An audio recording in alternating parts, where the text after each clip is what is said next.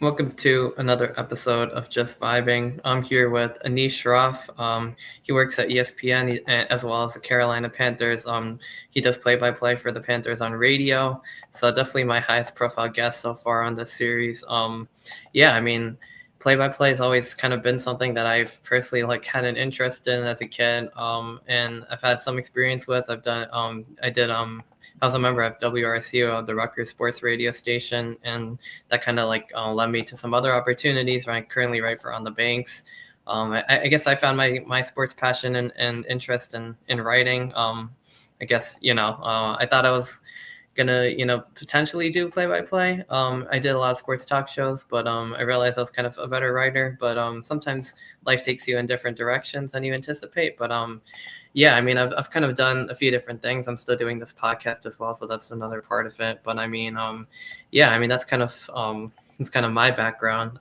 This Just Vibing series is always fun for me because I really do enjoy getting to talk to guests in the sports media industry. It originally started as kind of a way to talk about non-sports topics, but I kind of realized a lot of my guests ended up being tied into sports in some ways. And I used the series to talk about other people within the industry and stuff. So it's definitely cool to have someone on that has found their path to success and all of that kind of stuff. Obviously, like I mentioned, you do the Panthers play-by-play for the radio. You do a lot of different sports on ESPN. But I mean, I guess just to start, if you could just, I guess, introduce yourself to the viewers, so they can get a better idea, and then we could start from there. Yeah, my name is Anish Shroff. I'm a play-by-play announcer for the Carolina Panthers, and I cover college football, college basketball, Major League Baseball, college lacrosse, and college baseball. I guess pro lacrosse too for ESPN. This will be year 4 this fall with the Carolina Panthers, going on year 18 with ESPN, which is wild. So I put in my time. Yeah, no, for sure. Yeah. I guess one thing I learned about this industry is it really is all about, putting in your time. A lot of my friends, I mean, used to tell me they're still working in it. Like you got to start somewhere, and opportunities you kind of work your way up. I guess one thing that I was not the most fond of during radio, although I grew to enjoy, was doing productions. I met a lot of friends, and we also did kind of halftime, pregame, postgame, a lot of that kind of stuff. But I guess I always wanted to be on the other side. But I realized to get there, you have to kind of do your time. And they were telling me that that's how it also works in the real world. So I mean, like anything, to get that kind of same experience. But I guess for you, I guess we could just start at the beginning. I mean, what fueled your passion for, I guess, sports broadcasting, play by play? Did you place a lot of sports as a kid, or did you see yourself on TV one day, or on doing this kind of stuff? How did that kind of come to fruition? Well, for starters, I maxed out at 5'10", so I wasn't going to be taking center court at Wimbledon or playing center field for the Yankees or starting at guard for the Knicks. So physical limitations Yeah. said, how can I told myself, how can I be involved with sports? Something that I loved, something that I watched, something that I consumed a great deal growing up as a kid. And so this was the next best thing. And I would say from a very young age, I not only liked sports and played a lot of sports, but I liked the narrative around sports. I liked watching way back when the NBA on NBC, when Bob Costas would do these incredible game intros. The heyday of the Chicago Bulls and those events felt bigger if it was watching Madden and Summerall calling the NFL. Locally, I was blessed where we didn't have cable, but I listened to a ton of Yankees and Mets and Giants and Jets on the radio growing up in New Jersey. And I was joking with Michael Kay last year. I said, "You've probably told me more bedtime stories than my parents." And a lot of times in the summer, I would sneak a little pocket radio to sleep in my bedroom, and I would listen to the Yankees when they'd be playing on the West Coast, and I'd fall asleep at some point, and I would wake up to political programming far beyond my comprehension. But that's how I got into it. And then probably once I got into high school, I found that I had some aptitude when it came to writing. I like to read. I liked my English classes. I liked history, and I loved sports. And in the old days of these paper pamphlets that you guys call newspapers, we would have those delivered to our house every morning. And my brother and I would wrestle for the sports section. And my parents said, hey, you can get the sports section once you read the front page. So I read the front page as fast as I could, and then got to the sports section, and I would read the entire sports section cover to cover pretty much every day before I went to school. And if my brother or I, the one that didn't finish the entire sports section, they would take that paper to school and they would finish it in homeroom. So it was a passion. And then I looked at schools that had really good broadcasting programs. Syracuse was near the top of the list.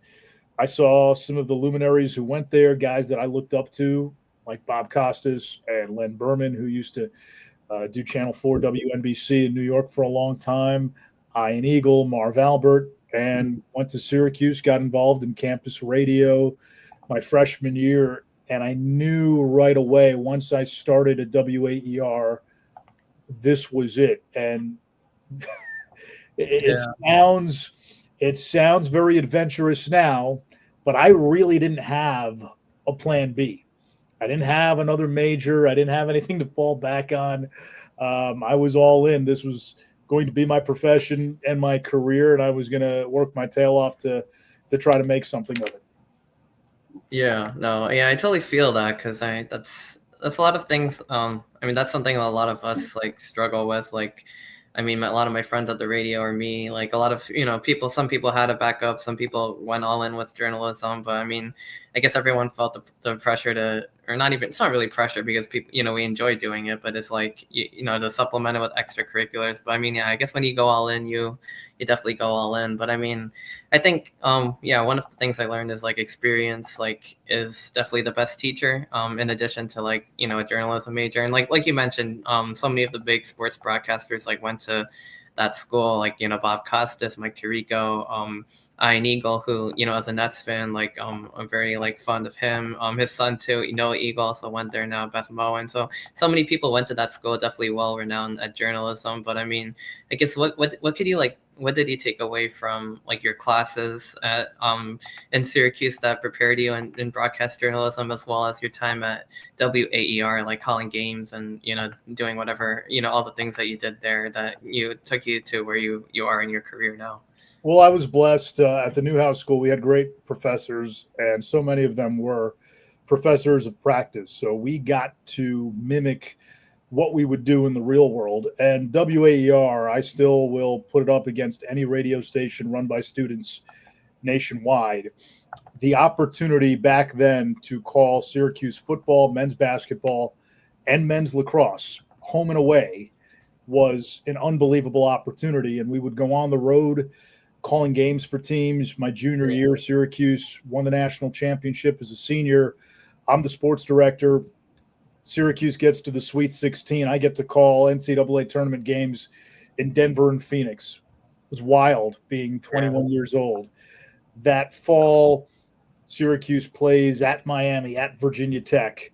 I got a chance to do those games in iconic venues like the Orange Bowl, like Lane Stadium. Right, yeah. You can't put a premium on that kind of experience when you're in college. So not just for me, but I think all of us who came through that program and who took advantage of all the extracurriculars outside of Newhouse, student radio, student TV, we felt very prepared entering the job world. We felt like we already had at least a year plus, if not more, of real world experience before we graduated college. So I always felt that was a big leg up. WAER was as competitive student radio station I've been a part of. It was as competitive an environment I've ever been a part of, including ESPN, including any other place that I worked. You had a bunch of us who all wanted the same thing, who all wanted to call the same game every week. Yeah, that's true. And only two of us could. And it, I thought, brought out the best in a lot of us. And it really pushed us. And I remember as a freshman going in, and you're watching some of the seniors, these guys are really good. And you look back now, that was Andrew Catalan, that was Carter Blackburn, that was Damon Amendola. These guys were really talented. Jason Benetti was a year younger than I was, really talented. Jason Horowitz in that class, really talented. So you're surrounded by peers who also ended up having really great careers in this business, brings out the best in you. And there were so many others who have done so well from just my 4 years that I was there. I thought that was kind of one of the things that I look back on, and I thought I benefited being in that environment. Yeah, no, it definitely sounds like yeah, I mean like you had some big opportunities. I guess both with basketball and football. Did you say like the football team, like they won the national championship, like when you were a student? No. Basketball in Oh, 2003. 2000. Oh yeah. Syracuse with Carmelo Anthony was the Right, right, national right. champion. Yeah. I remember he went to the NBA. No, that's really cool. Yeah, I mean, I guess like yeah, I mean, I could kind of say the same thing based on my time there at WRCU. How how competitive everyone was, how the roles were limited, road trips. Even though I didn't really go on like too many of them, I mostly called like a few home games, but I got to do the Ohio State Rutgers game when they were #1 in the country on color. So I mean, that was I think one of my favorite experiences. But it's just like a lot of fun. Yeah, I mean, and it definitely does prepare you for the real world when you actually call games like that are major prime time or road trips, whatever, against really good schools too. And I mean, yeah, you feel like you kind of have that real world experience. So I guess after your time doing that at WAER, you worked at some local sports stations. You're a sports reporter and anchor, and also again in Syracuse at a professional station, and then you went to Washington. I think and you also did something that eventually became CBS Sports Network. But a question that you actually posted to me that I thought was interesting is, I guess, like based on your journey, does going the local like news and sports route still have value? Because you definitely worked at a few different stations before, I guess, making your big jump to ESPN on the professional level as well. So I mean, I guess in the modern day and age, like, do you think that route is still like worth pursuing? I do. And some may listen to this and say, well, you're a dinosaur. You're 40 something. What do you know? The landscape has changed. I think if you look at your career and you're willing to zoom out and you're looking at a 10-year plan instead of a 2-year plan, I don't think there's a better way to get better faster than in local news. You're going on air every day. You're getting opportunities to go live. There is no safety net. You will mess up. When you start, you work in a small market, things will go wrong. The teleprompter won't fire. The tape operator will run the wrong tape. You may not have sound on a sound bite that you thought was going to run. You learn essentially how to hit a curveball. You learn how to roll with the punches. And as you get in the business, sometimes you think that there's a plan. Even as a play-by-play broadcaster, you'll come into a game and, okay, this is the open. This is what I want to set up early on, and you have a plan and you have an outline and you're ready to execute it. And then 5 minutes before you go on air, something happens. There's breaking news. A star player is injured. There's a suspension that came down, and now you got to adjust, or there's something that you got to react to. So I thought I got better exponentially every week, every month. When I was working in local news, I had an opportunity to go live. Sometimes you can get an entry-level job, maybe working for a team as a team reporter, a digital reporter. And guess what? If you mess up, you stop and you start over. You don't have the ability to do that in local news when you're live. So I was doing 3, 4, 5-minute sportscasts live, no teleprompter. And that gets you better. It helps you learn, how to navigate without a script. It helps you learn how to know your stories and realize what's important. It teaches you how to formulate your thoughts. It teaches you how to organize your thoughts, how to do it on the fly. So be wary of time, right? You only have a few minutes. So if you're interviewing somebody and you've got a long-winded question, well, they give you an answer. Now you may not have time for a second question. So you sort of internalize them and say, okay, I got to ask my questions. I've got to make them short, pointed, specific demand to get the most out of my subject in a very short period of time. So you learn all those things and you're doing it all the time, every day. I think there's a lot of value in that. Yes, the pay sucks. And oftentimes geography is not ideal. You're working in places that you wouldn't live if you had a choice. Dothan, Alabama, Corpus Christi. I was in Yakima, Washington, Bend, Oregon, got Glendive, got all these places, right? Zanesville. But if you're looking at how can I get better for the long run, what's going to help my career in the long term, and if you can zoom out and you're not worried about, maybe not having the flashiest Instagram posts when you're at that gig, I think there's still a lot of value in that. Again, it may not be for everybody, but I still think there's inherent value if you're committed to bettering yourself in the craft over the long haul. Yeah, no, that totally makes sense. I mean, it's just I mean, based on like some sportscasters like I've like looked up personally, like a lot of them have done that route, and I could definitely see how that does prepare you for like for bigger jobs, because you're adapting on the fly, and you're picking things up that if you started at like a big place, you might not get that, might not get all that experience. I guess like going back just a little bit, something I wanted to also ask, I guess, like at WAER, obviously, like, the highlight is probably calling the big games, but like some things that we did at WRC, like they wanted us to do sportscast, I guess, because that's, that's like a way, people kind of, started like on the air, like in the professional world. So they kind of had us do that. And we did like these talk shows on just everything Rutgers sports related. Most of the department participated in that once a week. And another thing, we did productions, like, so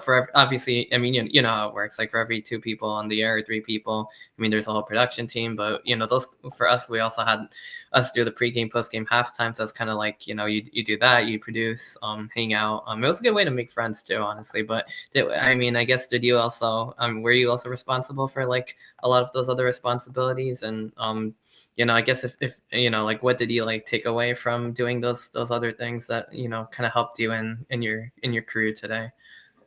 Well, the cool thing about WAER was you weren't guaranteed anything. So as a freshman, you didn't come in and get to do games. We had to come in at 5 a.m., write a sportscast by hand. They did have computers, but we had to write them by hand. Yeah. Then we would go into a recording booth, voice that sportscast with a soundbite that one of the student anchors used for his sportscast, which went on air, or her sportscast, which went on air. And then we would bring in that recorded sportscast that never aired anywhere. We would bring that in one afternoon and meet with a personnel director who was also a student, normally a senior, sometimes a junior, and they would rip it apart. And they would rip it apart in front of everybody. And sometimes they were harsh. And there was a process where you had to get cleared. And this would go on week after week after week, and you were expected to get better. And everybody was trying to get cleared. They wanted to be one of the first people in their class to get cleared, because if you made it to air early in your class, that meant you had the best chance of doing the games down the road. So when you finally got cleared, you still weren't on air. Then you went to the desk of the sports director and you did the same thing. But now you came in 2-3 times a week and did a sportscast. Yeah. Now you could use the computer. You could also come in the afternoons instead of 5 a.m., but you still got ripped apart. And they worked with you and you got better and better. And then the sports director would clear you for air. Now, what happened in that process, there were a lot of people who looked at it and said, I'm not waking up at 5 a.m. So there was an exodus of folks right away who just said, this isn't for me. And that was the whole point of 5 a.m. Who wants it? Right. This is an industry where you have to want it. It becomes a lifestyle. So if you didn't want to make that initial commitment and you're gone, that was the whole point of it. Okay, so these guys are gone. Then the hard part, each class was anywhere from 5 to 10, maybe 12 people if it was a really big class, but usually somewhere in that range, 5 to 10. So there were people who got cut where they wouldn't get cleared. They got passed. And at one point, they would just say, listen, you're a second semester sophomore. You're still not cleared. If you couldn't do it in 3 or 4 semesters, you got cut. And that was it. So I was fortunate enough to get cleared. And then when you get cleared, you're working your way up. So you would basically start doing morning sportscasts. Now you're the guy on the air. On game days, you would have different roles. Sometimes you would be the engineer, sometimes the producer.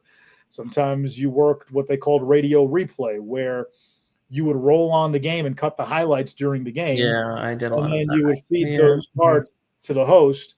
And when they would do their game recap and post game, they would use your script Yeah. Right. and your Right. sound bites. Now, you still weren't Mhm. on air for game days, but then you would have opportunities to do features, to do flashback features, and all that stuff. And then to become a play-by-play guy, you had to go through the clearing process all over again. So Yeah.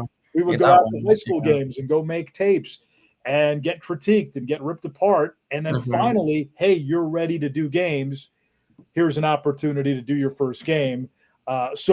When I tell you it was a rigorous process, it was a rigorous process, but you come out of it, I think, feeling like you have a basic understanding of what it takes. And the other part of it was this was supposed to be hard. It was supposed to test you because, again, the idea of this place was everybody wants this.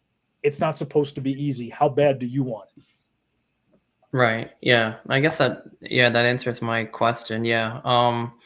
Yeah, I mean, it seems like you guys you guys took it a little bit further. I mean, with this, because we did the sportscast on Crew, and it wasn't like, like that critiqued. Although someone did work on them, but I mean, we did have the clearing process. Yeah, like I said, like for every game, there was like 2 or 3 people depending on the sport in the studio. You had to learn how to produce. You had to be good at it. You couldn't mess up. I kind of messed up a little bit with that, so that delayed me a little bit. And then eventually also the same thing with demos. For football, I had to do.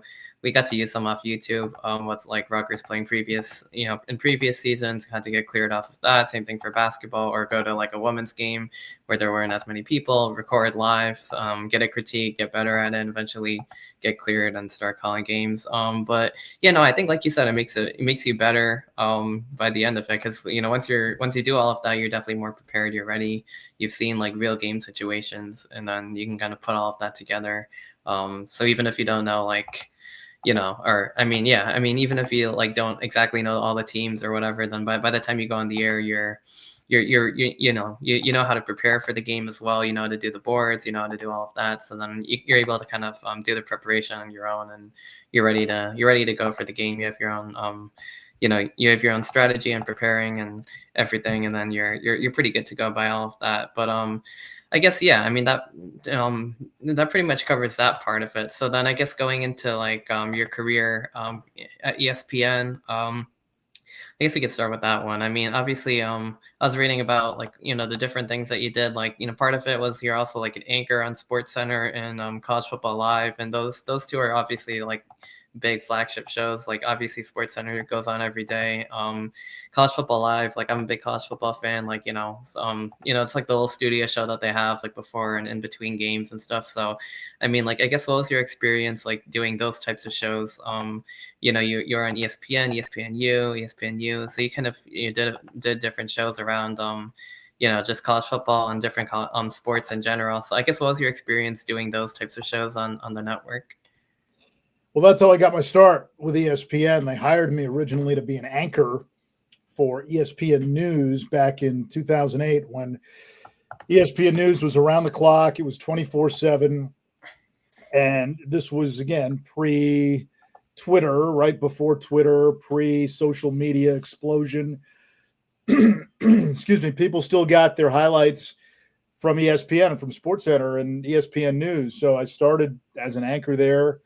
Then got opportunities to host shows like you mentioned, SportsCenter, College Football Live, the studio rap shows, which wrap around a game, and then the opportunity to do play-by-play came up a few years into my ESPN tenure, and one thing led to another, and eventually moved down to Charlotte.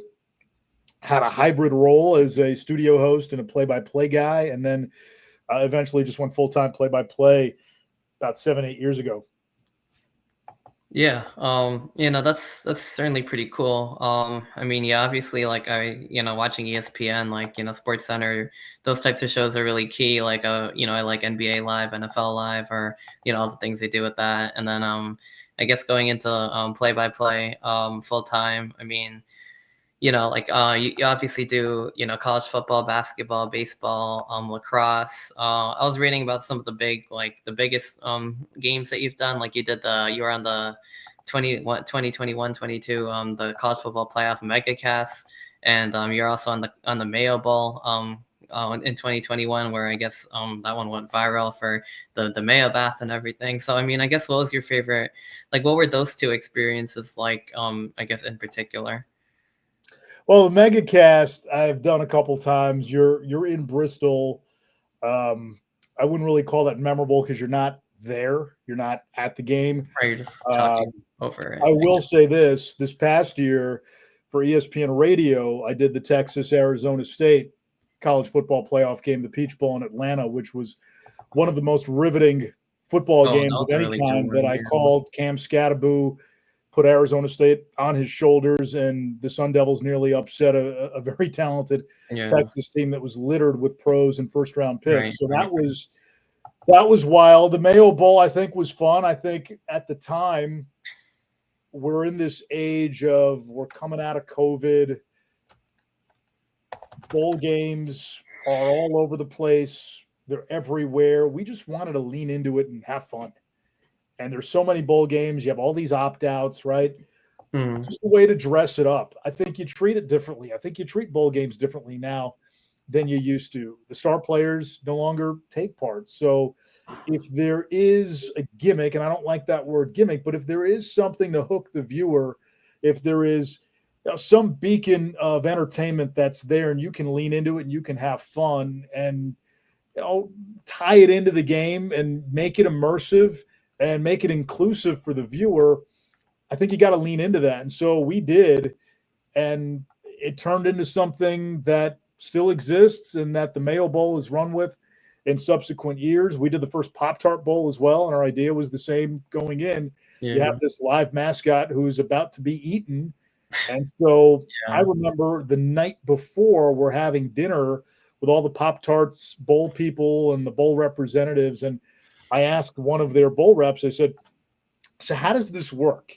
And they said, you're going to see. And I said, well, I want to know, is this Pop-Tart going to come out of the toaster? Are we going to cut it up into squares, pass it around in trays like you would with a birthday cake at a birthday party? Right. Or is this going to be full-on Nat Geo where this is a wounded zebra and there's a pack of jackals who see it, attack it, and just rip this thing straight to shreds? And they said, well, you'll have to see. So I postulated both theorems on the air.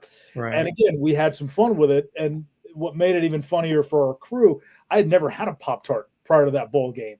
So they wanted to lean into that. So they had me try a Pop-Tart on the air. Yeah. So again, I just thought it was a way to have fun. But then you have the games too where you have an incredible game with tremendous theater, and you're in those moments. We had the Miami-Virginia Tech game on Friday night. Oh, yeah. Last year, which ended on the crazy Hail Mary. We had the Arizona State-Utah game in Tempe on Friday where Arizona State upset what was thought to be a better Utah team than we ended up seeing. But they rushed the field, and you had this cool environment, this cool scene at the end. So, there's just a lot of cool moments, and I think you just kind of have to read the room, read the audience, and read the moment as you flesh out your narrative. Yeah, definitely. Yeah, I mean, I've seen like those broadcasts where they, the host like will eat the Pop-Tarts or like the Mayo Bowl. Like they have a lot of fun with bowl season for sure. I mean, there's always a lot of gimmicks.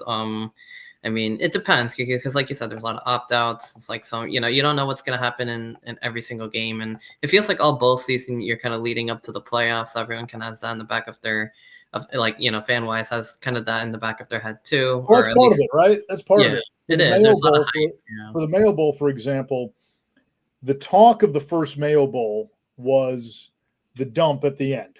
Mm-hmm. The winning coach would get a gallon of mayonnaise dumped onto their head. Yeah. Well, the challenge for us was when we found out the logistics of how that would happen, it would not happen on the field right after the game. It was going to happen in the tunnel well after the game, and linear TV wouldn't show the dump live. So it would be on ESPN Plus after the game where you would watch the trophy presentation. But all anybody was talking about in the lead up to the game was the dump, the dump, the dump. And so here we are going, okay, if we just sell the Mayo dump And then we get to the end of the game, and people are going to find out, oh, you're not going to see the dump.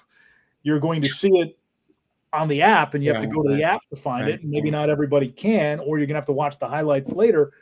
We felt we needed a hook to keep the audience till the very end in the fourth quarter. And that's where the idea started of, hey, let's find some strange foods and dunk them in mayonnaise. And I worked with Mike Golick Jr., who is a food connoisseur, and it started with the cream-filled Oreo cookie, and then the PB&J, and then finally the glazed donuts, and that got us to the finish line. And again, we gave people enough of that stuff where now you're going to stick around till the very end of the game. Yeah, no, that totally makes sense. And obviously, like what happened with the Pop-Tart Bowl, I mean, that's such a spectacle, like with the Pop-Tart going into the thing. And this year was a really good Pop-Tart Bowl too, with like Cam Ward and Miami against, I think it was Iowa State. I mean, that was a really good game too. And then, yeah, I mean, I remember like, I guess the Mayo Bowl, I think Maryland was in it that year, where like it really became popular and they dumped it on Mike Locksley's head. I guess as a Rutgers fan, I tend to follow the Big Ten teams a little bit more closely, so I remember that. But it was just a whole fun thing. But I mean, I guess you kind of did like talk about it a little bit, but I guess what were some of your like so far, like what would have been your favorite or biggest like college football and college basketball games that you've had the opportunity to like be on the call for? Yeah, there's a lot to choose from, and honestly, probably the one thing that's hardest to do in this industry is to go back and reflect, because you're so focused on what's next.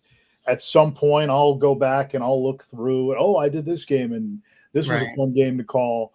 But I get asked that question quite a bit, and it's usually recency bias, which comes into play. Yeah.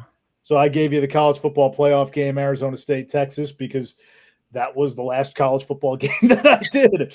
College basketball, again, same kind of deal. You get to call some fun games over the years. And I've been fortunate to do a lot of ACC games over the years, and there have been buzzer beaters and crazy endings. I remember one game, Florida State, Miami, Matthew Cleveland, who at the time was playing for Florida State. They were in this big rut. That was the Miami team, which I believe went to the Final Four. Miami was up big at the half, 20-plus point lead at the half. We're there at halftime, Jordan Cornette and I thinking, all right, here we go. We got a blowout. And then Florida State rallies. They pull off the biggest comeback in the history of the ACC, and Matthew Cleveland hits a 40-foot three-pointer at the buzzer to win it for Florida State. And then obviously in the offseason, he transfers to Miami, which was wild.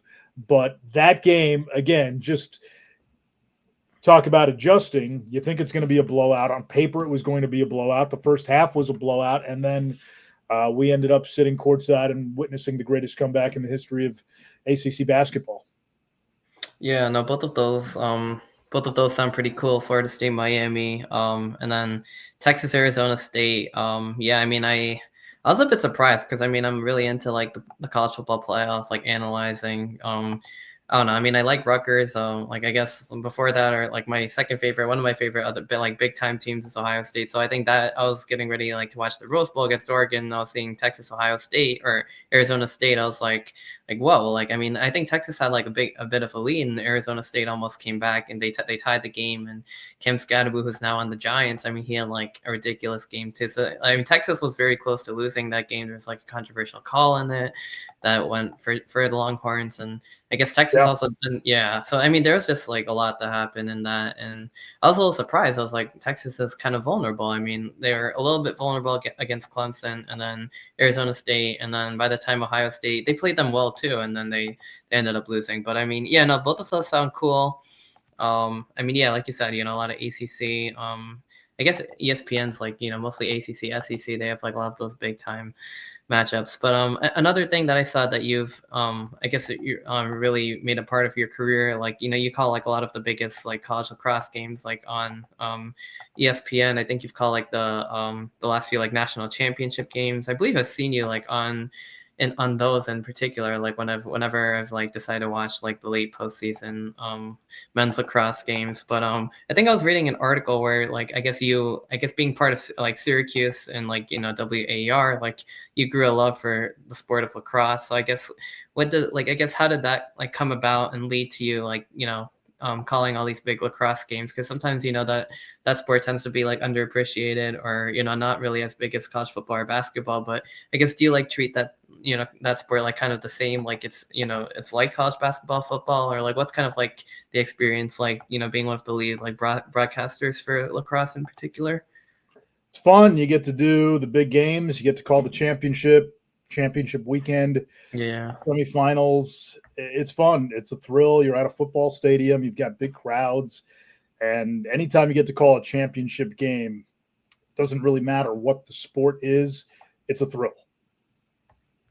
Yeah, that's true. I mean, that's kind of what I realized doing different sports and talking about different sports even. I mean, I guess when you're a broadcaster, it's like no sport is like really too small or too big, no matchups too small or too big. Like even if you're, I mean, a game's a game. There's going to be excitement. There's going to be big plays. Like even if it's like an FCS football game or a lower opponent, like there's still going to be a lot of excitement. And same thing with lacrosse, obviously. There's so much nuance in that sport. There's so much detail. I mean, I was like, being on the call and like watching that, and, like seeing how much, how physical the sport of lacrosse is and like how competitive everyone's going for a loose ball. I mean, that definitely impressed me, and like how the broadcast was so detailed. There's all these positions. It definitely is a lot of fun. It's an easy sport to get interested in if you don't have a lot of background in it, because I mean there's a lot of excitement, there's a lot of goal scoring, and I mean I think it's a really fun underrated sport. I mean I've never really been so much of like a lacrosse fan before, but I mean I certainly got more into it, I guess. I mean I like ice hockey, like soccer, I like kind of those types of sports to an extent as well. But I mean I guess shifting over to your time with the Carolina Panthers, doing play-by-play for that. I mean I guess we could start with like what was the process like in terms of landing a role like that? I mean obviously only so many people do that. Like 32 people really do play-by-play for radio, and other people do it for TV. But that's obviously quite a big deal. I mean I guess what was the process of actually like landing that job? It was long. It was a long process. It probably took almost 8 months from my first interview with the search firm to my final interview with the Panthers brass.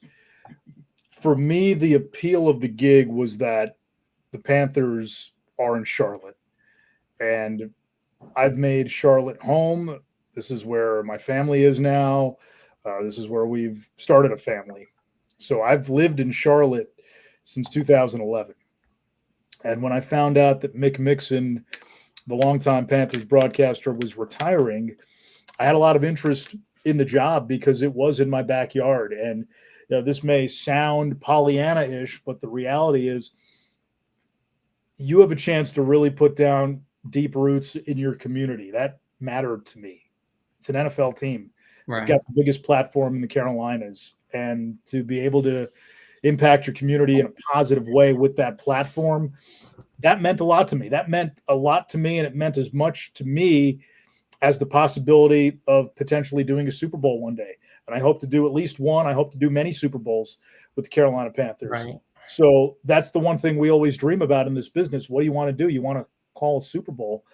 And had this job been in Cleveland or Phoenix or Seattle or anywhere else, it would not have had the appeal to me. It appealed to me because this was in my backyard, and it's home, and we're not moving. And Charlotte is home, and I want to do the Carolina Panthers on radio for the next 20 plus years if I can. So the process was intensive. You submit your demo reel, you go through a search firm. There's multiple rounds of interviews with the search firm, and then you have your first round of interviews with the team, and it was with the director of broadcasting, with the executive producer, with the director of PR, and they're asking you all sorts of questions about the role, and it's more than just a play-by-play role. You become a front-facing member of the team to the community at large, And then the final interview included everybody from the chief revenue officer, the team president, and the team owner. So it was intensive. And, for me, a big part of it was, hey, would ESPN be okay with me also adding this responsibility? And would the Panthers be okay with me continuing to do my responsibilities with ESPN? Thankfully, that piece worked out. And 2022, they offered me the job. And this will now be the fourth season of Panthers football that starts up with training camp here in a few weeks. Yeah, no, that's really exciting. I mean, I didn't even think about all of the interviews and, talking to people. You obviously you represent the team, you represent the community in a way. I mean, I guess for and then obviously for you, I guess getting to manage ESPN. So you probably did some weekends where you had college football Saturdays and NFL Sundays, like things like that. So I mean, is that something that has happened with you in your career? So the first year where I did the Carolina Panthers on Sundays, I was doing Saturdays for ESPN, and there would be times we would have a 7 p.m. game on Saturday. And by the time we got done and I got back to my hotel and I got to bed, it was probably around midnight. And at 4 a.m., I'm at the airport on the first flight out to wherever I have to be. Right. And the Panthers had one stipulation, which is more than fair. They just said, hey, if you're flying out the day of the game, have multiple options where if something happens to one flight, you have backup plans. Mm-hmm. So that meant for me, I had to get to a big enough airport. So one week I remember we were doing a game. It was a 3:30 game East Coast time, so 2:30 local time at Iowa. And I drove from Iowa all the way to Chicago, 3.5 hours after the game. So we get done probably, 6:30 local time. My sideline reporter lived in Chicago, offered to drive and drive me to O'Hare and drop me off there. So that was huge. So we drove right after the game, 3.5 hours to Chicago.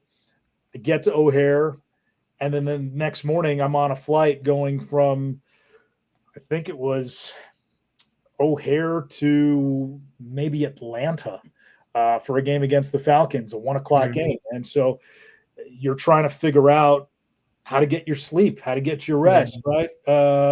Okay, I can get 5 hours in the hotel.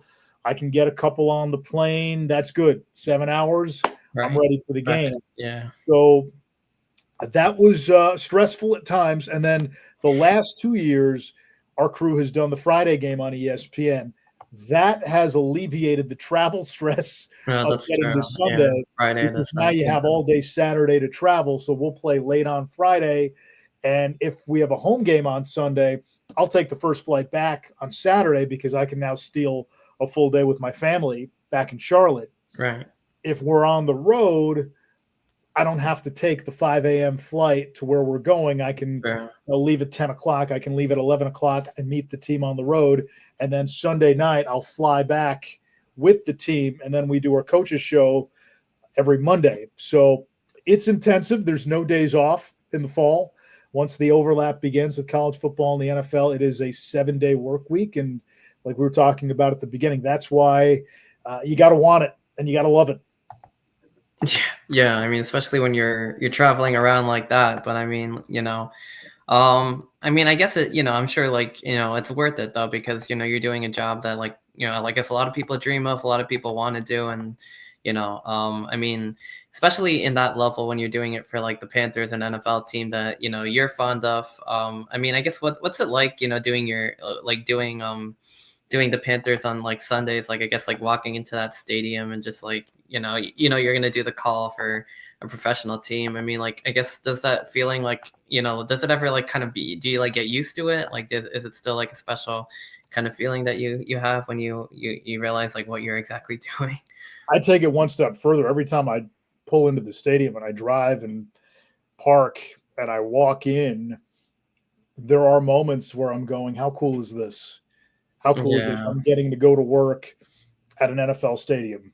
And I felt the same way when I was in Bristol and I would pull into ESPN and you would see these rows of satellite dishes, almost like a flower garden. And you would see the giant 4 letters in this huge, sprawling campus that felt like the Camelot of sports.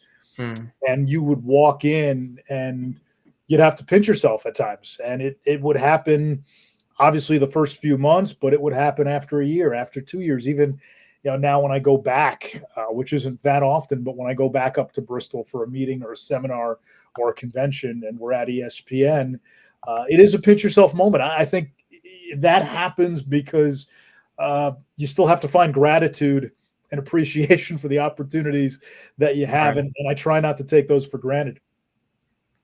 Yeah, no, definitely. I mean, ESPN's campus in Bristol, I mean, that's definitely something that, like, it'd be really cool to visit. I mean, maybe I'm not too far away in New Jersey. I mean, that might be something to look into.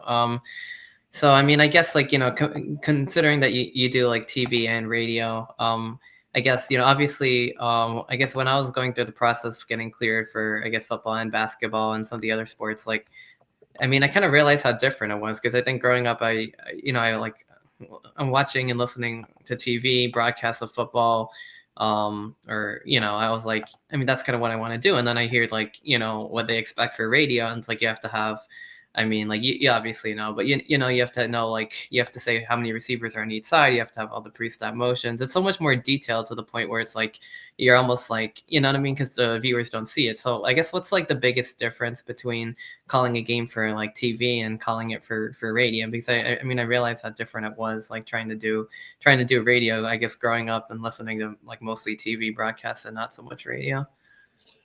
I've always said, it really is 2 different disciplines. Radio is what, TV is why and how. And on radio, for example, over the weekend, I was in New York. I did Yankees Mets for ESPN radio on Friday, Saturday. You're trying to paint the picture. What do the skies look like? Are they azure blue? Are they glacier blue? Are they cobalt blue? You're trying to paint the details, right? You're trying to find 12 different ways to say the same thing. He lines the ball to right field, hammers it to right field, scalds it to right field, scorched it down the right field line, rifled it, whatever. You're trying to find different ways to say the same thing, and you're trying to be descriptive, and you're trying to be the eyes and ears of somebody who is not there. You're trying to bring the sights, the sounds, the smells, all of it to them. Television, especially now with high definition and 4K, you can see all of that. So you have to forecast, right? I've always used the example of, let's say a team is at midfield in football and you're calling the game on television. It's 3rd and 8, and they call a handoff for a gain of 3 yards. How do you treat that as a broadcaster? Are you going to rail against the call and say, what a terrible call, 3rd and 8, they ran the ball? Are you going to spin it forward to 4th down and say, well, it's 4th and 5 now from the 47-yard line. Do you go for it here? Or before the play, from your conversation with the coach, he already told you they get across midfield, it's 4-down territory. And do you say before the snap, 3rd and 8, a run play is on the table, right? So there's layers to it, and you want to forecast. And what makes football so great on television is 3rd down. 3rd down is a nexus point for everything. 3rd down dictates what happens next. Right, yeah. 3rd down is this incredible pivot point. It's almost like the cliffhanger in a television drama, but you get it all the time in football. Yeah. So you really want to be able to forecast around 3rd down, leading into 3rd down, what happens next, because that play is so critical. It's this cliffhanger that surfaces all the time. So you need to be able to present the why and the how, and you really have to showcase context. Radio is different, where radio, you got to tell me what's happening.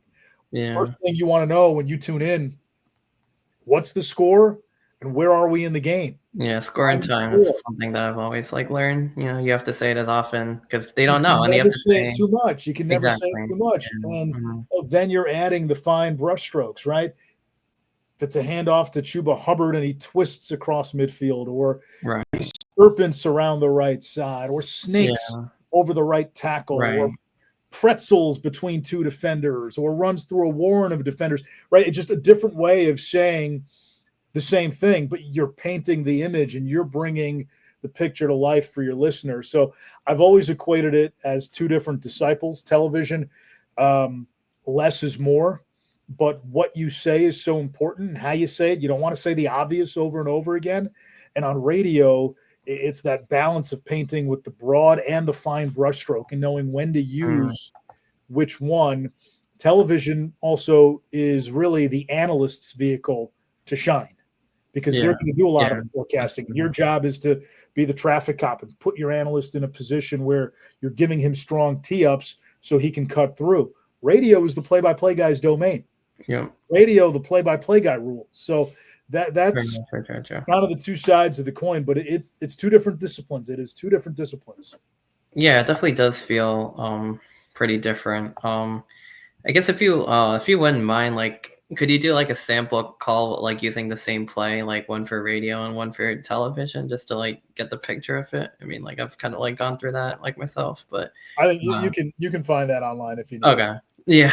All right. That sounds good. But I guess another thing that I think I did see online related to your preparation process, which is obviously a very important thing that goes into the whole thing. I mean, like you talked about how important it is to prepare and how you only use like 5% of the information, and even then it's very successful.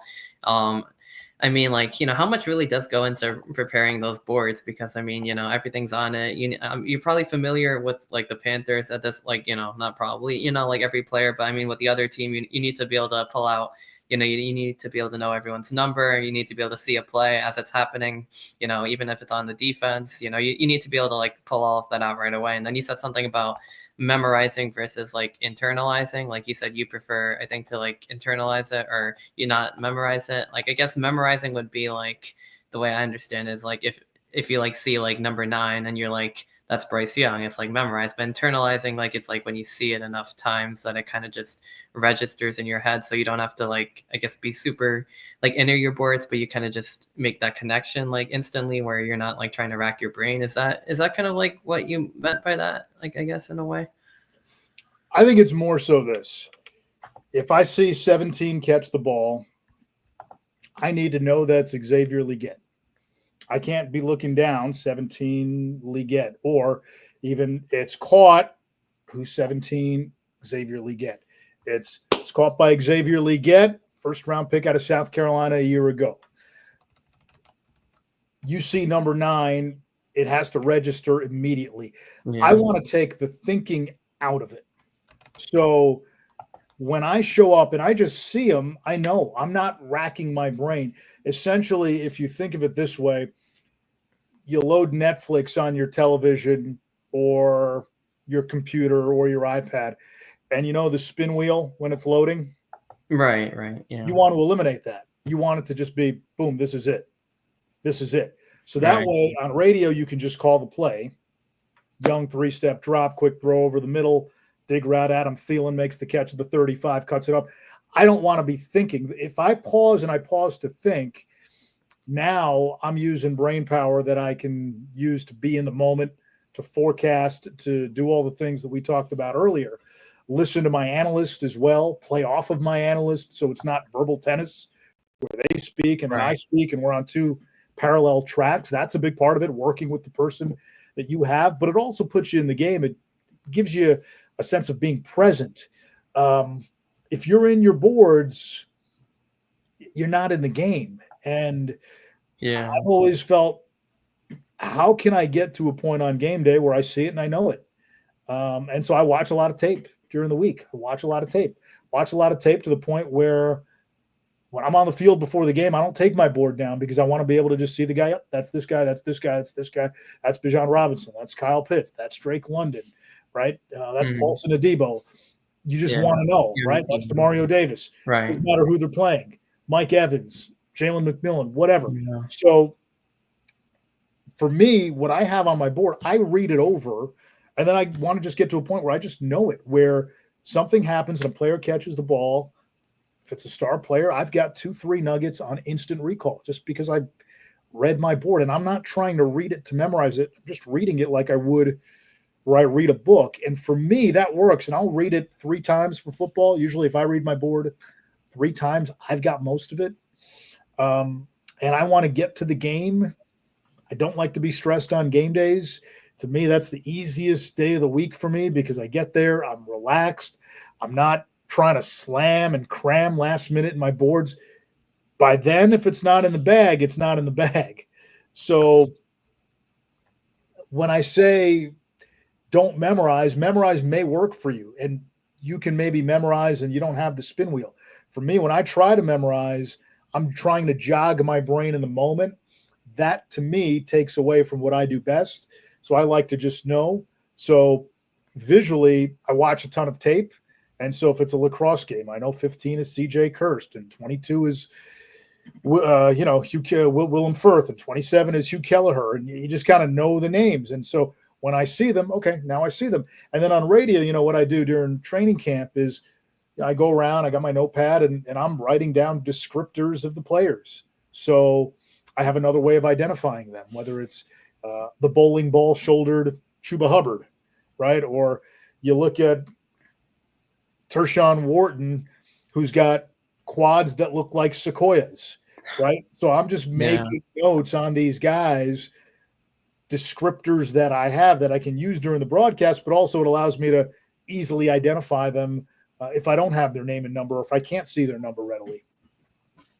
That's true. It's always good to have like another kind of thing in case you can't see. No, that makes sense. I guess for some people it's probably like memorizing works for them because and then some people you need to jog your jog. It takes too much time. I guess like you don't want to like be behind. You don't want to be like behind the play, and then like you're trying to figure out who number 9 is, and then the receiver goes all the way up the field, and now you're trying to play catch up because you want to know who it is so you can stay in the moment, like you said, focus on the game, your analyst, everything else that's going on. I guess it brings me to my next point. Like obviously with the Panthers, you've had so many like famous color broadcasters on the call with you, like so many ex-players like Luke Keechley, like so many other people. Like how do you Keechley, yeah, I always like struggle with that. Obviously legendary linebacker, going to be in the Hall of Fame. So many other ones too from but I mean like working with like those guys, and also like how do you like work with your color analysts and make sure you guys have a good like back and forth? And then I guess sometimes you throw in like then you throw in your sideline reporter too. Like how do you make sure like you work with them and you guys have synergy and like everything's going smoothly, and like how does that exactly go about? Well, as a play-by-play guy, your job is to be the traffic cop, and your job is to connect all the different tentacles of the broadcast. We have a great producer, not a good producer, a great producer in David Langton. We have an incredible engineer in Harold Hamrick and Jason Hutchinson. So we're fortunate that we work for a well-oiled machine, and I stepped into a well-oiled machine, but I was the new guy in the group. Jake Delhomme had been doing the games. Jordan Gross had been doing the games. Luke joined the same year I did, and Luke started doing games in 2022, the same year I did. But for me, it's finding out the strengths of these guys. Jake is a tremendous analyst. So he doesn't need a lot of coaching, kind of team up, let him go. Luke is the single smartest football mind I've ever been around. He is the beautiful mind version of a linebacker. And him and I sat down in the offseason. We met up for lunch and watched tape. And I just said, Luke, I want to learn how to watch tape like you. And some of the stuff that he picks up is what you would get out of a poker player. And his ability to see a picture and then formulate it and then verbalize the thoughts, this is what's going to happen, is uncanny. So you have to give him room to do that too. Now, it can get crowded, 3-man booth, radio, play-by-play. So I got to tell those guys, hey, wrap up your point. As soon as the play is over, get into your point, wrap it up so I can set up the formation. Right. And those guys are pretty good about it. But you have to have chemistry with these guys off the field too. I work with Steve Smith, for example. Yeah, preseason. Yeah. We do the preseason games on TV, and Smitty's the analyst. So again, he's got a different personality, and you never quite know what you're getting from Steve. Like he'll say stuff that's off the wall. I enjoy that as a play-by-play guy because it keeps you on your toes and it's fun, especially when you get into these preseason games where a lot of the guys on the field aren't going to make the team, and it's B-roll. He's somebody who's entertaining. So every analyst is different. And as a play-by-play guy, you got to figure out, okay, what is it that they do well? What are their strengths? And how can I put them in their wheelhouse? How can I best help them? This isn't an individual endeavor. We're all working together. And so for me, it's important to get to know these guys as people. And I think once you do that, you have real chemistry. I always go back to our lacrosse booth of Quinn Kesnick, Paul Carcaterra, and myself. We've been fortunate. We've been working together a long time, and we're all friends off the field, and we hang out and we tell jokes, and we give each other a hard time, and we do it on the air too. And it makes it fun. And the audience has responded to that in a positive way over the years, but that takes time. That's a lot of post-game meals. That's a lot of car rides together. It's a lot of getting to know each other. It's a lot of our families getting to know each other. So that relationship building aspect, it's real. And you want to try to do that with your analysts, because I think it makes for a better broadcast. Yeah. No, I totally get that. I mean, the more time you spend with, your people, the better it gets. Especially, you need to have that chemistry. You need to know, like, how to transition. Like you said, like, analysts have to. I mean, they're gonna do their own thing, and then they're gonna get back to you. But you need to have enough time to be able to, like, set up the formation and everything, because that's obviously, especially for radio, very important to know what kind of formation you're in, like where the receivers are, where the running backs are, like the whole 9 yards, get the play started in time before the ball snapped, and so on and so forth. But yeah, no, I mean, it's like a really fun process. It's like mentally stimulating, trying to, like, make sure you have everything in order, and it's just a lot of fun to be able to describe all of that. Yeah, I mean, it's certainly a really cool job. I mean, like, obviously, like, so many people probably want to do that. But I mean, going into more of your, I guess, like, your personal journey and accolades, like, I recently saw you're named the North Carolina Sportscaster of the Year. So I mean, what did that honor, like, I mean for you to, like, kind of put everything together and win something prestigious like that? Well, it means a lot because the award is voted on by my peers in the media in North Carolina. So I think, for starters, thank you to them.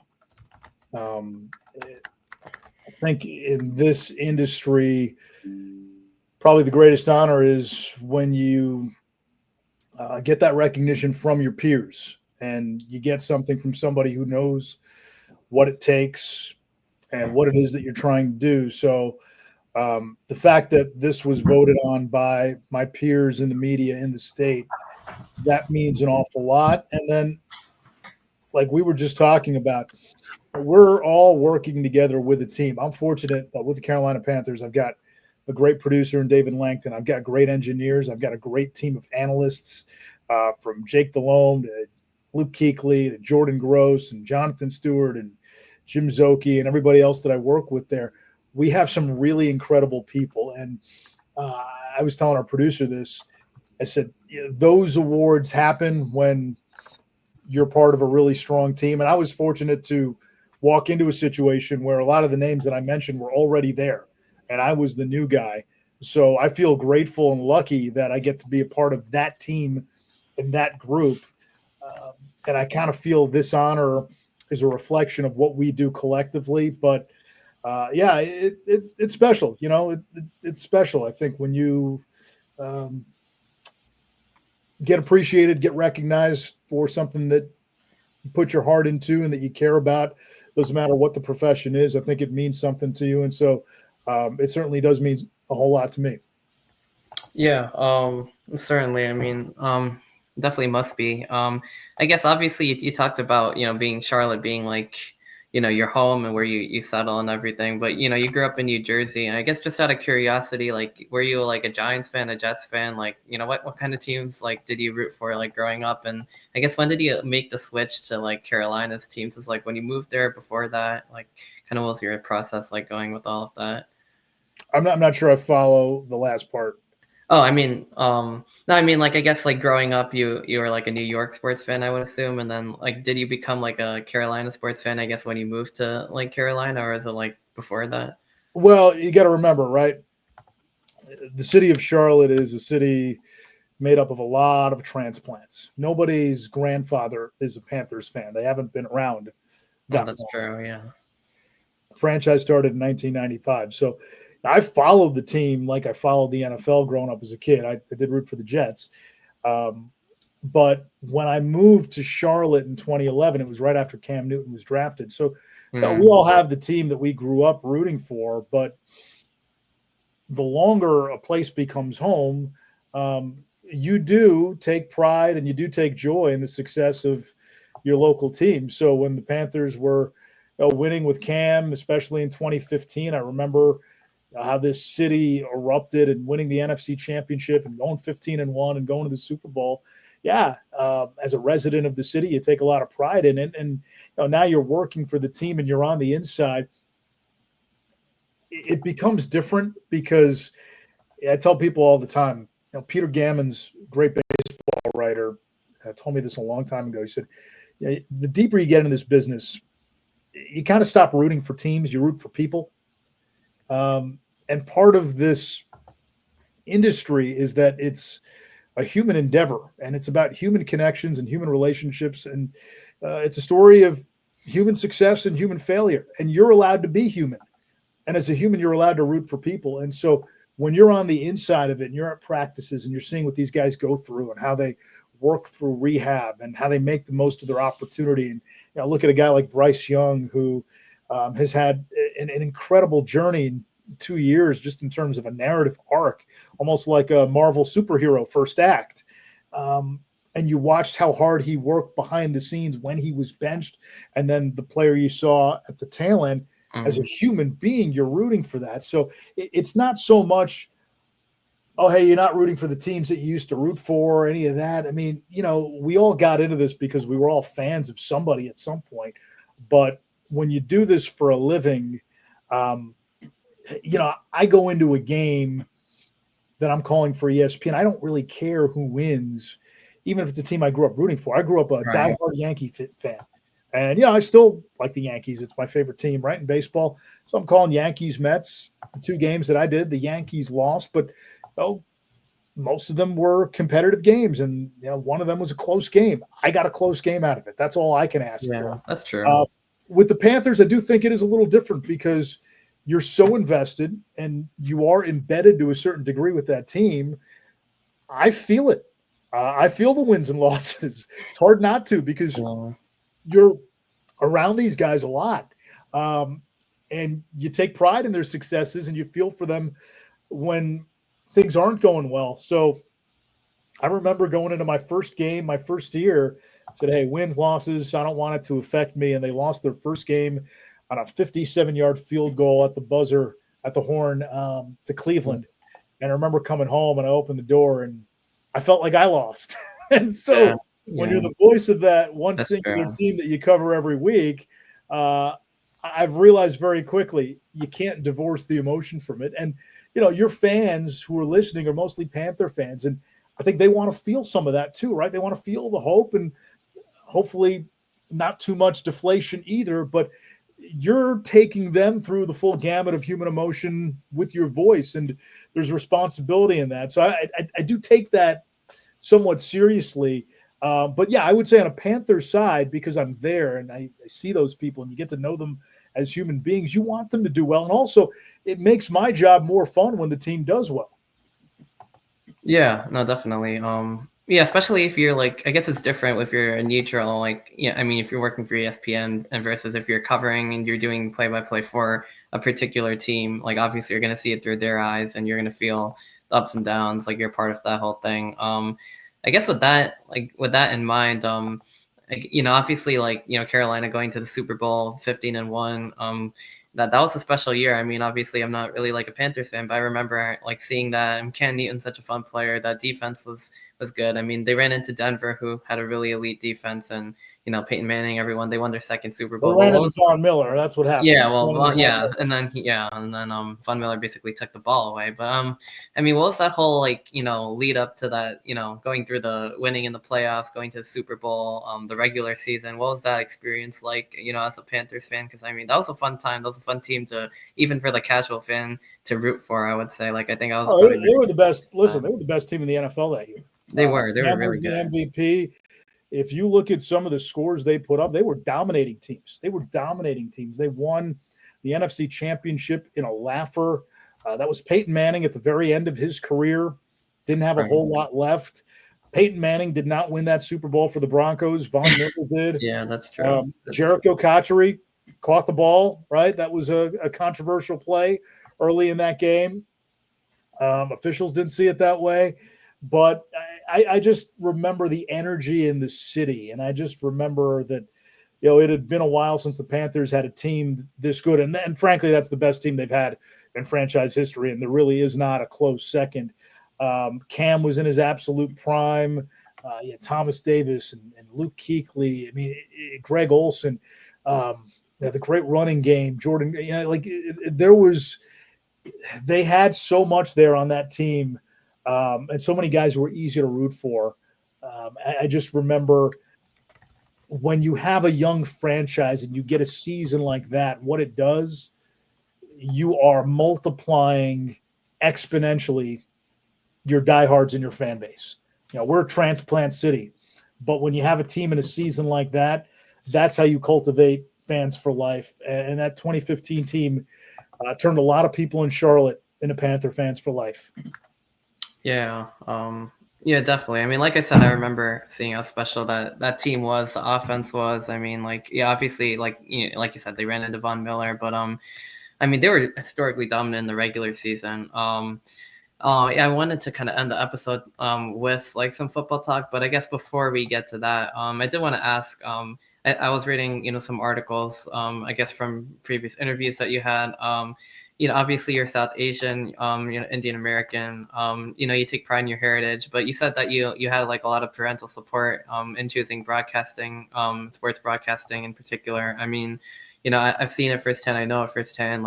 I've kind of been somewhat lucky where I've gotten some of that support, but I mean, I've seen so many other people who haven't. And I guess, what does that mean that you kind of had that freedom to be able to choose a career that, you wanted to do? And, because like you said, it takes a lot of work and time, dedication, all the stuff you did from an early age, going to that kind of school. What do you kind of make of that, on the other side of it now and looking back? Yeah, to be quite honest, I didn't know there was another side of it, because I remember at a very young age when I showed some aptitude in writing, and my mom said, you should take a creative writing course. I was never discouraged at any point growing up from wanting to pursue this.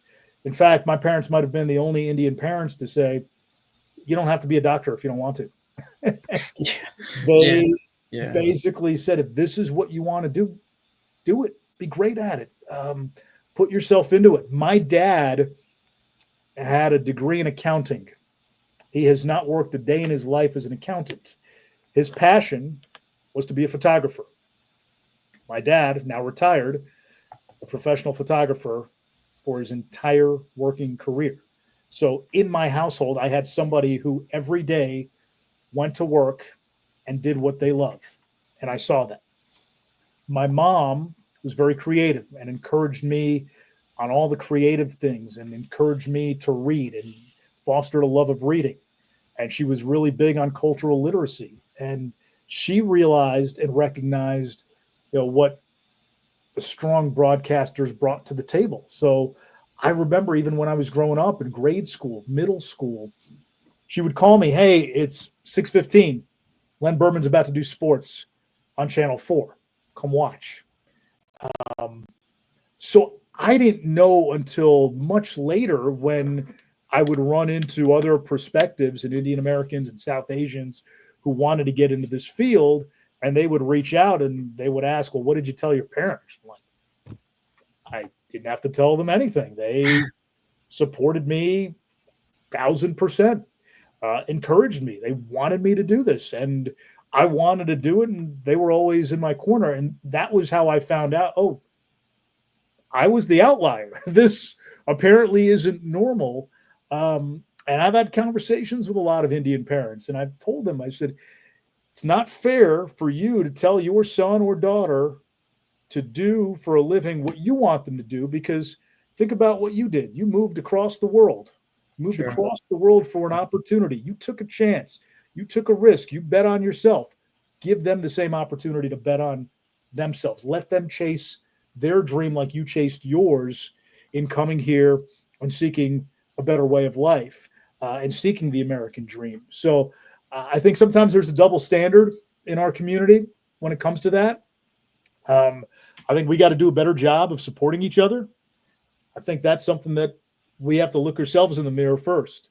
Uh, how many of these kids who could do it, who might have a shot to do it, don't even get to the finish line because somebody tells them from their own community, you're not running the race. So that has to change. But from my end, I never felt unsupported. In fact, I felt encouraged. Yeah, no, I mean, yeah, like I did see that like in some like when I was kind of preparing for this episode. And yeah, I mean, I think that definitely, gives you like, or anyone who has that kind of support regardless of like race or gender, I mean, really. But like if you have that support, it definitely helps. And yeah, I mean, I think especially in this day and age, like, you should be inspired to go for what you want. And I think it's more about like, the hard work you put into it, and that really determines whether you're successful. Because if you don't even try, then you're not gonna know if you have the potential. You're not gonna be able to, if you're not supported, you're not gonna be able to put in that work, that time, the resources that you need. So I mean, obviously, it definitely helps if your parents are behind you. And I mean, like, look where you turned out and everything. I mean, so I mean, I guess with that in mind, I mean, like. Like, did you have any like inspirations that like growing up that from the South Asian community that in sports and sports broadcasting? No, Or not really?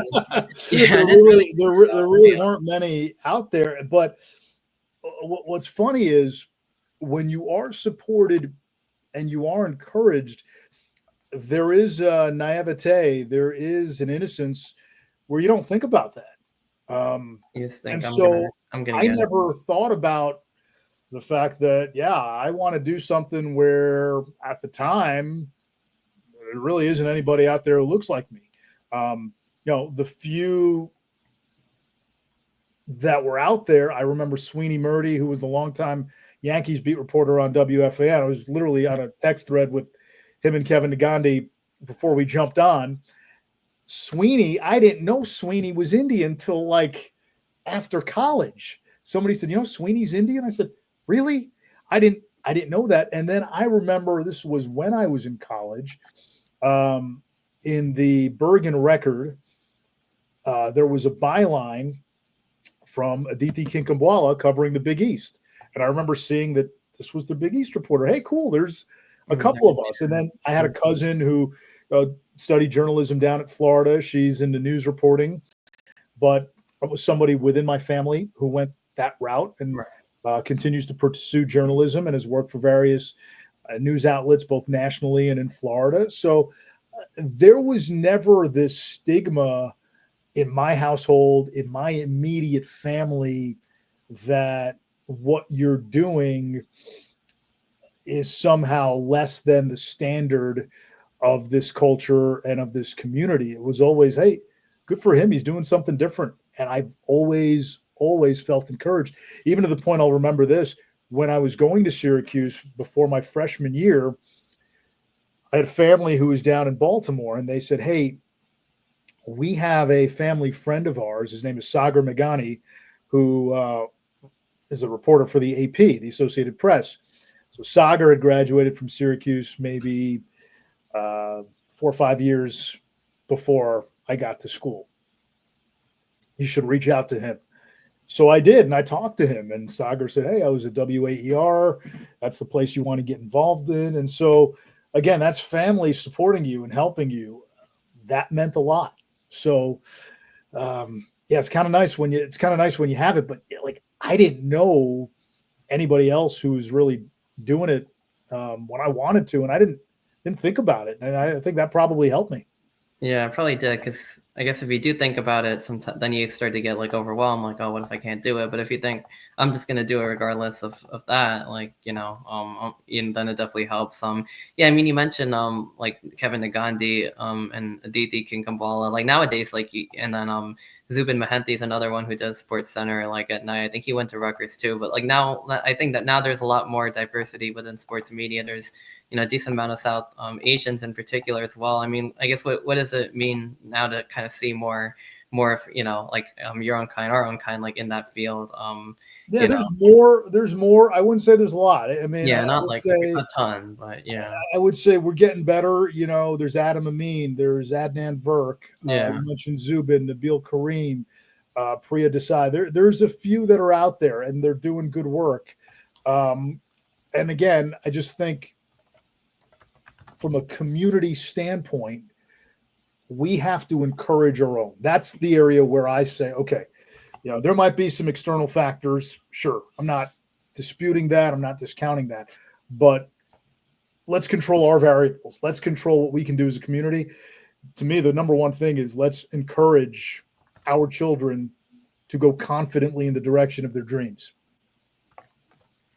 Yeah, no, I think that could be media, that could be arts, that could be becoming a teacher, right? It doesn't have to be this profession which kind of seems the be all end all catch all, which is you have to go into medicine so your parents can brag about you. Right. Let them do what makes them happy. Again, that's how I was brought up, and that's what I pass along to my daughter. So, you pass on what you learned. Yeah. No, I think it's important. I think that's something that a lot of the community doesn't have. But nowadays, like more are starting to kind of have that mentality. Like my mom's a teacher. Like I guess she kind of encouraged me to do a lot of the things that led to where I am today, whether it was doing marching band in high school, doing it in college, which not a lot of people wanted to do because they only did it because it's an extracurricular and not because, to look good for college and not because they enjoyed it. But I really did enjoy it, and I enjoyed being around football. And then that, from there, I found out about sports radio. I didn't even know we had a college radio station until I did marching band. So, I mean, that's a funny story. But, from that, then I found out about sports writing and, the different sites I've written for. And, I recently started writing for a New York-centric website, which is, I guess, something that I wanted to do being a New York fan. So I'm trying to kind of figure out what the next steps are. And now I'm post-graduated, looking to take in contributing to the site. I'm getting paid a little bit for that. So it's cool to kind of still be around. I didn't really think I wanted to go back in that direction after sports radio kind of ended, but I realized that's what I do. I really enjoy being part of that community and getting to contribute. And we started a podcast for the record for the sports at the SB Nation site, where I kind of feel like I'm a little bit more on the inside now, and I could kind of. I guess it kind of, for me, it brought my journey full circle, because I guess when I started, I used to listen to the other big Rutgers podcasts, and I was like, this is really cool. Like I never, they're doing it from their houses. They know all the stuff. And I wasn't the biggest college sports fan in general, because I was, I guess, around professional teams. And I mean, not too many people were, how like Indians are, they tend to be more into education. Like I was never really super into college sports. And also Rutgers was bad. I guess like in a few short years, I went from not knowing much about it to kind of being around it so much that now I'm kind of like, I have some sort of like inside status where I feel like I can kind of give back, and that makes me happy to be able to put in that time and work and do something that I enjoy on a daily basis nowadays.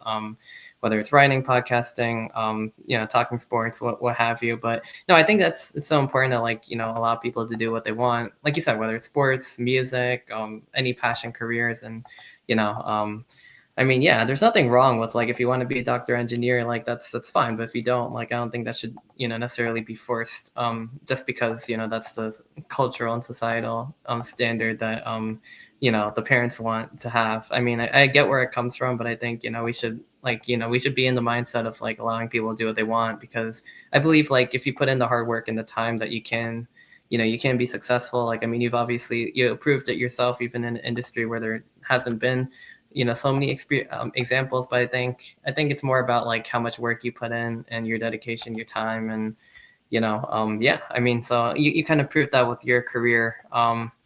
So I guess with that in mind, I did want to talk some sports. I mean, obviously, you covered the Panthers and everything with that team. I mean, they've had, Bryce Young being benched, coming back. I mean, the NFC South, it's always a competitive division. It always seems to come down to the end of the line. I guess, what do you think of like what the Panthers have done this offseason? And who do you think is kind of like the front runner in that division? Because it seems like, all four teams are kind of always kind of in the mix most of these years. Yeah. Well, listen, Tampa, let's be fair, they've had a stranglehold on the South for a few years now. So Yeah. they are getting Yeah, older. they are pretty good. Yeah, that's true. But Tampa is still the team to beat. Mike Evans still does not get old. Baker Mayfield has revitalized his career since going south. So I still think Tampa is the team to beat. Atlanta has really an enviable group of young offensive players. Does Michael Penix take the next step? We'll see. He showed flashes when he took over for Kirk Cousins last year. And then the Saints are in a rebuild. They're in a full-on rebuild, right? Carr retires. A lot of players on both sides of the ball getting older. So they're rebuilding. I would imagine they're probably going to finish fourth. And then you got the Carolina Panthers who, with what Bryce Young did in the second half last year, bringing back all sorts of continuity on offense, the entire O-line, you return Chuba Hubbard, 1,000-yard rusher. You add the top wide receiver in the draft in Teteroa McMillan. You got Jalen Coker and Thielen and Xavier Legette, who was a first-round pick the prior year. You had the makings of a pretty good offensive core and an offense that played pretty well down the stretch last year. I remind people that they went toe-to-toe with Philadelphia. If Xavier Legette catches a ball in that fourth quarter on that last Panthers drive, they might upset Philadelphia. They took Kansas City down to the wire. I remember that too. Yeah. Those were the two teams that ended up playing in the Super Bowl. Against Tampa, the division champion, in the game in Charlotte, Carolina had the ball in plus territory in overtime. So almost won that game. They were right there the second half of the year. The defense last year, through a number of factors, one being their best player, Derek Brown, suffered a season-ending injury in week one, and they just didn't have the depth on defense last year. And when injuries started to avalanche, all of a sudden they got exposed on defense. And so the defensive numbers and the play on defense, it was a historically bad defense a year ago. Well, they've gone out and they've addressed that. They brought in Wharton on the defensive line. They brought in Bobby Brown. They brought in Pat Jones as another pass rusher. They drafted 2 pass rushers with their second and third draft pick. Could they use more depth in the secondary and at linebacker? I think so. And maybe that gets addressed before final cuts. But there is more depth across the board on defense. So if you just look at it from the standpoint of, okay, this was a 5-win team last year that played much better over the last 8-9 games of the season. If they go from historically bad to just average on defense, and then you just take that next step on offense, you should see, I would think, a pretty significant jump in wins. Now, is that going from 5 to 8, 5 to 9, 5 to 10?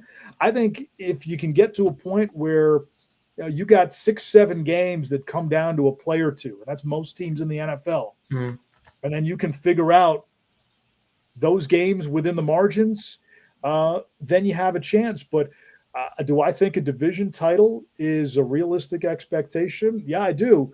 But I would also say the Falcons are thinking the same thing, and the Buccaneers are thinking the same thing. The division certainly is up for grabs. With the improvements the Panthers have made, this should be a much better team. And then the wild card is the Bryce Young that we saw in the second half, especially the version we saw in Week 18 when he accounted for 5 touchdowns in the win at Atlanta, when Atlanta had to win that game going into it to have any shot at the playoffs. And Bryce looked as good as he's looked at any point in his Panthers career. If that was the exclamation point on year 2, can that be a springboard to year 3? And if Bryce takes an incremental leap, this team will be in the hunt. If he takes the significant leap, and he takes the leap that we hope he can as a number 1 overall pick with the pedigree that he has, then I think it's got a chance to be a really exciting season. But it comes down to the quarterback, the old football cliche. But this is a much improved team on both sides of the ball. Yeah. Yeah, I think you said it best. I mean, Panthers definitely improved. Tampa Bay's obviously been the class of the division. They made the playoffs. They made a couple like semi-deep runs. Obviously, there's been other teams in the NFC, but I mean, and then the Falcons have also made improvements. They're looking to go for it too. So I think the three of them I think will definitely be in the mix. I mean, it always feels like that division's coming down to the end, and sometimes the teams don't always have the best record. But I mean, whoever wins that division sometimes tends to be a tough out, and the Bucks have definitely put things together. I mean, losing to, I mean, Detroit. I guess like, for me, it's like a Giants fan. Like, they've had quite a busy. They haven't had the best, play on the field as of late, but their off season, I mean, they, free agency that was very good. Their draft, I mean, I think they did all the right things. They got Abdul Carter with the third pick. They didn't overthink it. They got Jackson Dart. They made an aggressive trade for him. I mean, they got Cam Scatterbo. They got, O lineman. I think they did pretty much everything that the fans really could have asked for. Now, how does that show up on the field? I mean, I know the NFC East is probably one of the toughest divisions. I mean, Philly obviously won the Super Bowl. They're going to be, even with their changes, they're going to be like among the best. Like, Well, the Giants still have a question of quarterback, right? Quarterback to me. Yeah, Russell Wilson. I mean, Russell I'm excited Wilson is about a him. placeholder at best. And, what do you have in Jackson Dart? We'll see. Again, we're going to find out. Is he drafted as high in other drafts? This was not a strong class for quarterbacks. So, again, they got to get a quarterback, and they got to find out if Jackson Dart's the guy. I think he's going to get a shot at some probably point. Towards the end of the year, hopefully, but we'll see. That division's got Jaden Daniels. You got, again, Jalen Hurts, who's now won a Super Bowl and played in two, and Dak Prescott, when healthy. I still think it's a very good quarterback.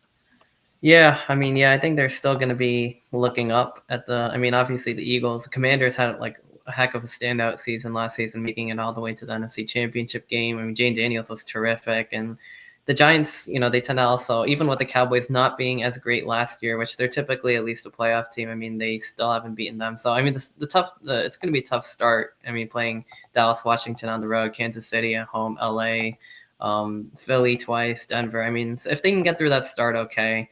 I don't know. I'm excited to see what Russell Wilson has a quarterback, because I think he's still definitely a step up over Daniel Jones, despite, him getting older. So, I mean, if they have competent play and they have a good defense, I think they have one of the top defenses probably in the league, and they have Malik Neighbors on offense. It could be interesting. I mean, I don't think they're going to necessarily be a playoff team. I think they can at least excite the fans, maybe win 6, 7, 8 games and start building towards the future. Because I think what they did was smart, to kind of try to invest in the future while also winning in the present, I guess, or winning in the present. Hey, I don't mean to interrupt you there, but I do have to go soon. So I gotcha. If we could wrap it up. I am wrapping. All right. Well, we'll see what happens with the Giants. I guess just to end off, I guess what do you envision for the Super Bowl for this year?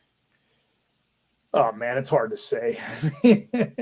We haven't even gotten to training camp. We don't know who's going to be healthy.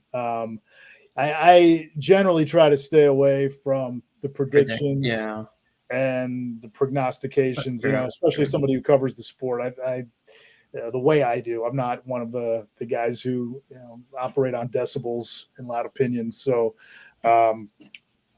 listen, Philadelphia still has a really strong team. Washington, do they take that next step? They got a young quarterback who looks like he is a future star in this league. And then I look at the AFC, right? Baltimore has been close the last few years, but they've struggled in the playoffs. At some point, does Buffalo get over the hump? Kansas City still has Mahomes. Right. The receivers are have a bounce back with Joe Burrow. Yeah. So it's a great thing about the NFL. It can turn very quickly. Maybe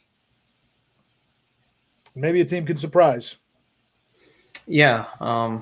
Who knows? Maybe. I think Buffalo, Baltimore. I think the Chiefs bring. I think they kind of fix their offensive line again, and then the receivers. I think Rashee Rice and Xavier Worthy. I think they're going to show out a little bit this year. I think that's going to make a difference.